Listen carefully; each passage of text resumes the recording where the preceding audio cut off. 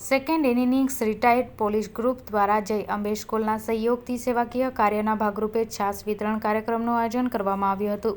Police વિભાગમાં ફરજ બજાવતી નિવૃત્ત જીવન વિતાવવા પણ પોલીસ પ્રજાનો મિત્ર ઉક્તિને નિવૃત્ત બાદ પણ સાર્થક કરતા second innings retired police group દ્વારા વિવિધ સેવાકીય કાર્ય કરવામાં આવી રહ્યા છે.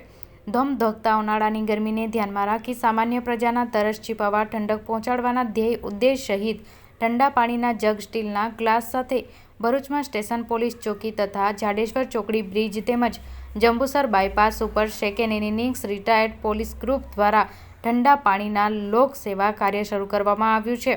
જે બાદ આજરોજ જય અંબે સ્કૂલના સહયોગથી તુલસીધામ વિસ્તારમાં છાસનું વિતરણ કરવામાં આવ્યું હતું. જેમાં નિવૃત્ત પોલીસ કર્મીઓએ સેવાકીય કાર્યમાં ઉપસ્થિત રહી લોકોને છાસનું વિતરણ કરી ગરમીથી રાહત આપવા પ્રયાસ કર્યો હતો. આ પ્રસંગે ઉપસ્થિત શાળાના આચાર્ય રેખા સેલકે જણાવ્યું હતું કે કાર્બોનેટ ડ્રિંક્સ ઉનાળાની ગરમીમાં પીવા કરતાં છાસ, લીંબુ શરબત વગેરે પરંપરાગત પાણી પીવા અનુરોધ કર્યો હતો. ધમધોકતા ઉનાળાની ગરમીમાં second innings retired police group દ્વારા ઠંડા પાણીની તેમજ છાસની લોકસેવા કાર્ય શરૂ કરવામાં આવી છે, જે અન્ય માટે પણ પ્રેરણાદાયક બની રહે તેમ છે. સર્વે ભરૂચવાસીઓને મારા સુપ્રભાત.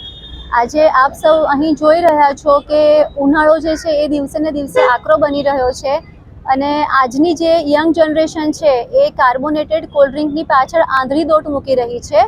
તો અહીંયા આજે જય અંબે ઇન્ટરનેશનલ સ્કૂલ અને જેમ તમે જોઈ રહ્યા છો કે રિટાયર્ડ પોલીસ ગ્રુપ આ બંનેના સહયોગથી અહીંયા આગળ અમે આજે છાશ વિતરણનો પ્રોગ્રામ રાખ્યો હતો. અમારા બે હેતુ હતા આજે કે આપણા જે મજૂર વર્ગ છે કે જે આખો દિવસ આકરા તડકામાં કામ કરે છે અને એમને ઠંડુ પાણી પણ ઘણા મુશ્કેલથી મળે છે, તો એમને સવારે થોડું છાશનું આપણે વિતરણ કરીએ તો એમનો જે આકરો દિવસ છે, આખો દિવસ એમણે આકરા તડકામાં આજે વિતાવવાનો છે, તો એ થોડા ઠંડકથી શરૂઆત કરે અને જે આપણી આજની યંગ જનરેશન છે એને કાર્બોનેટેડ કોલ્ડ ડ્રિંકના અગેન્સ્ટમાં થોડી આપણે અવેરનેસ ફેલાવવાની છે કે કાર્બોનેટેડ કોલ્ડ ડ્રિંક જે છે એ આપણા શરીર માટે હાનિકારક છે. તો એના બદલામાં આપણા શરીરને આકરા તડકાથી બચાવવા માટે જો આપણે આપણા જે પારંપરિક પીણા છે કે જેમ કે નારિયેળ પાણી છે, છાશ છે, પછી કોકમનું શરબત છે, લીંબુ શરબત છે, એ બધું જો આપણે પીએ તો આપણા શરીર માટે ફાયદાકારક પણ છે અને આપણા શરીરને આકરા તડકાથી બચાવશે પણ. અને બીજું એ છે કે આજે હું અહીંયા ઉપસ્થિત સર્વે રિટાયર્ડ પોલીસ ફોર્સ આખા ગ્રુપનું ધન્યવાદ કહું છું કે જેમ આપણે જાણીએ છીએ કે એમની આખી લાઈફ એ લોકો આપણા સેવામાં વિતાવે છે, પણ આજે રિટાયર્ડ થયા પછી પણ એ લોકોની એ વૃત્તિ છે કે ના, અમારે અમારા શહેરની પ્રજા માટે કંઈ કરવું છે. તો ખરેખર એમની આ સેવા વૃત્તિને હું અહીં સર્વેની સમક્ષ બિરદાવું છું અને બધાને થેન્ક યુ સો મચ. અને ભરૂચવાસીઓને પણ મારી એક જ પ્રાર્થના છે કે તમારાથી જેટલી થાય એટલી આ મજૂર વર્ગની સેવા કરો. તમારાથી જેટલું થાય એટલું એમની માટે તમે સેવાભાવની પ્રવૃત્તિ રાખો. Thank you. આભાર.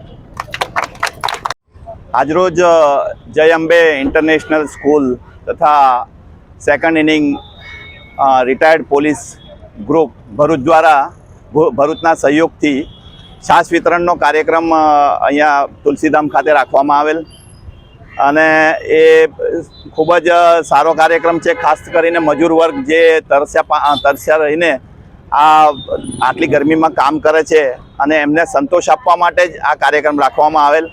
રિટાયર્ડ પોલીસ ગ્રુપ તરફથી અગાઉ આપણે ઠંડા પાણીના વિતરણનો પણ પાણીની પરબો ખોલવામાં આવી છે, જેમાં સ્ટેશન પોલીસ ચોકી તથા જંબુસર બાયપાસ ચોકી અને જાડેશ્વર પોલીસ ચોકી ખાતે 3 જગ્યાએ ઠંડા પાણીના પરબો પણ ખોલવામાં આવી છે. અને આજ રોજ આ ફરીથી આ સહયોગથી છાશ વિતરણનો કાર્યક્રમ રાખવામાં આવેલ, જે બદલ અમે જય અંબે ઇન્ટરનેશનલ સ્કૂલના અમે સૌ આભારી છીએ. જય હિન્દ, જય ભારત.